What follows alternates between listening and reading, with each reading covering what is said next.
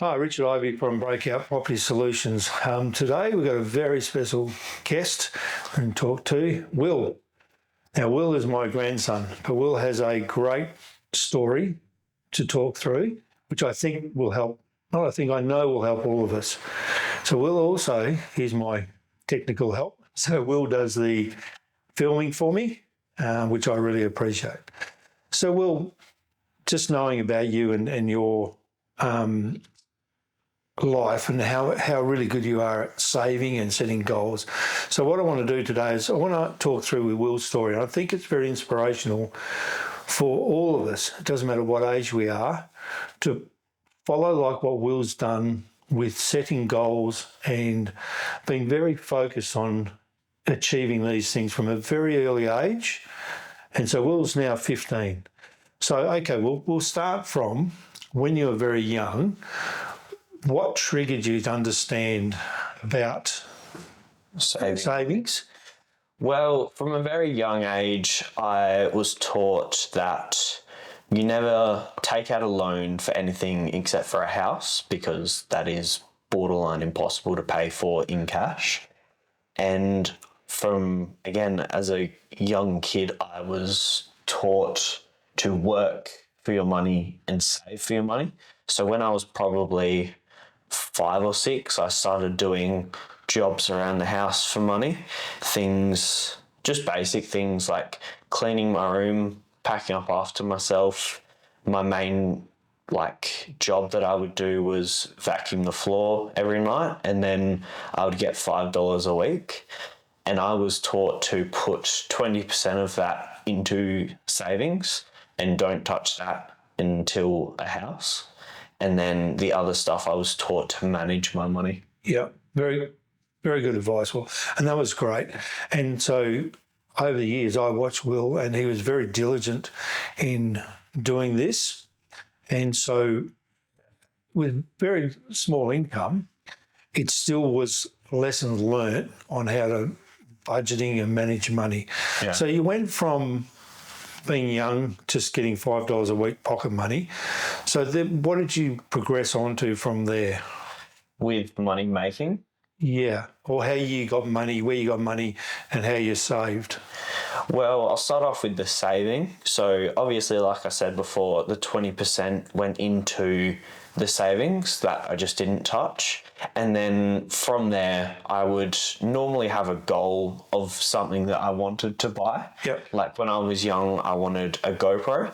That was about $100 for a second-hand one at the time. And that was the first big thing that I saved for. So I would have saved for probably close to 6-7 months. Yep. Saving for that, and I didn't spend anything else. Yep. Saved that, bought that, and then from then, at a later age, at about 9 or 10, I went and started delivering the magazines for ad magazines, and I would have to roll them, lucky band them, and then go around delivering them to houses. Yep. Yep. And I was doing that, making $30 a week. Yep. So a pretty big pay increase. Then from there, I did that for a few years. And then my next big purchase was I bought myself a mountain bike. Okay. Can I just interrupt there? Well, when you were doing the pamphlets, I think there's a good lesson with this, and I know when you were doing the GoPro, you were getting birthday money and Christmas money as well, and I do remember you'd be saving that up and excited to save to, purchase these bigger items. But when you're doing the pamphlet, and it was obviously earning a lot more money, but the conditions you're working under changed. You're not just working there. So now you're out in the rain, in the heat. And I think what I'd sort of like to, I guess, elaborate on, it's like the real workforce now. Yeah. You only get a taste of what it's like to be really working and earning money. Yeah, well, you would get the pamphlets delivered on a Thursday night. They needed to be delivered by the end of Friday. So you would normally pick them up at around 7 p.m, fold them and lucky band them for 2.5 hours. Yep. Then you'd be up early Monday morning, out for probably 3 hours delivering. Yep. And yeah, like you said, rain, hail, shine, it didn't really matter. Yep. You had to get them done. Yep. Yep. Yeah. So yeah, no, I remember when you would get that money and you had a target to buy the GoPro and that. So what was the next main thing you were going to buy? Next thing I bought myself a mountain bike. The price of that was $630 to buy it brand new. And it was 2 years I saved. I saved for 2 years straight. I spent $10 over that 2 years because I had a cousin come over from over east and I bought 3 bags of lollies. Other than that, I spent $10 in 2 years and was able to buy myself a bike in cash. That's pretty diligent with saving. And when we do budgeting, there's always an aspect you've got to put a bit of what we call sanity money aside, because if you don't give yourself anything at all, it becomes a chore. But like Will was determined and he achieved his goal. And a lot of kids don't even have goals in place and they don't have any sort of savings. So this whole journey that Will's gone through with his setting goals and savings, what I really admire is that he's really taken on board himself and make sure that he's very diligent in achieving those things. So after the mountain bike, what's happened after that? Well, now I'm blessed enough that I'm able to go on a trip to South Africa with some family next week. Yep. So that will be lots of fun, and I'm able to, because I've worked and I know how to save, that I have the money to afford that. Yep. So return flight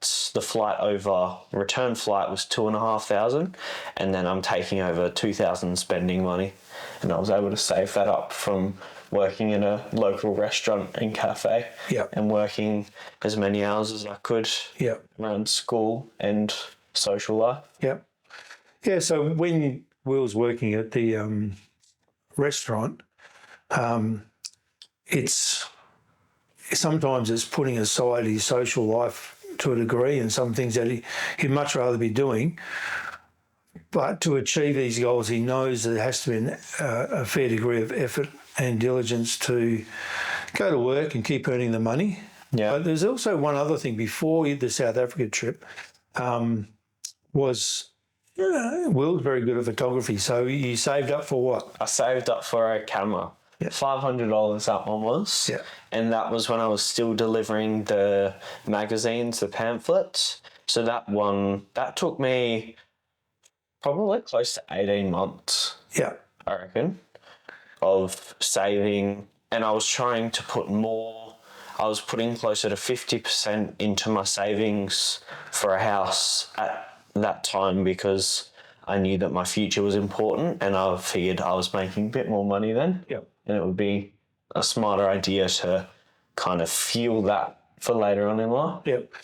Yep. And so Will also he became a bit of a lawn mowing contractor as well. Yeah. So he was out there picking up lawn mowing jobs where he could. And tell us a story about with the lawn mowing and what happened with that. Well, so I went around my neighbourhood with the first round of pamphlets and little advertising thing that I had going, and then I got a call the next day, and a guy, I thought it was someone wanting their lawn mowed because that was kind of what I was advertising, but there was a guy who offered to give me his old lawnmower that was not old, it was pretty much brand new, worth over $3,000, and he just gave that to me because he saw that I was taking initiative and starting that. Yeah. And then from there, that stemmed into a pretty good business. I was doing 4 or 5 lawns a week, pretty regularly. So I had about 10 lawns because a lawn only needs to be cut about once a fortnight. Yep. And I was charging $20 to $30 a lawn. Yeah. And that was really good. Yeah, so I think this is a good lesson for us to learn is just his diligence, and people watch and see, and like Will was very fortunate and very blessed to get that lawnmower, and I think a lot of it was because he'd built up a reputation of hard working, and because he's in that area, he's also had been doing the pamphlet dropping. So it's really good. So obviously it's very exciting. You're off to South Africa next week, and that's going to be a life changing. It's going to be a very exciting trip, and we'll see a lot of things over there, which is exciting. Yeah. So moving on now from the South Africa trip, so what are your goals and your future plans now? Plans are I start TAFE next month, so to branch off from there, not sure what yet, but to eventually be able to buy a house, buy a car, have a family, and settle down. And I would like to be able to settle down wherever I would like. Cool. Yeah. Yep. So I think, like, Will's been very forthright and very honest, and thank you, Will, for being like that for us. And what I think the lesson learned here is for all of us to understand and follow the concept of like what Will's talking about, is to look at a goal. His goals were to buy things that he wanted, the GoPro, the camera, the bike, and now he's going to the trip to South Africa. But to back it, he had the training and the upbringing to learn to save money and achieve goals and the things he wants. So I'm excited for Will's future, because he will want to look at the next probably big one, like he said, is a car. Yeah. And then a house, and step by step, you're going to get there, Will. Yeah. And like I did say, Will is my grandson, but he's a fantastic example to all of us, and not just young kids, but even us as adults. There's a saying that we have within the budgeting world. It's not what you earn, it's what you spend. So I know people that are on, because I had a period of time, quite a few years, where I worked in the mine, which is extremely high income, but they end up with no money. And Will is a prime example here. Like, he started off just with the $5 a week pocket money, but by being diligent and saving, it actually allows him to be able to buy the things he wants to. Yeah, exactly. And even though $100 doesn't seem like a lot, when you're on $5 a week, it's a pretty hefty purchase. Yeah.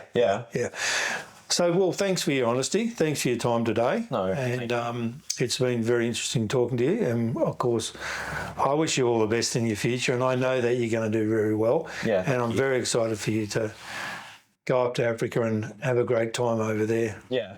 There. No, yeah, thank you. Thanks, Will. No worries.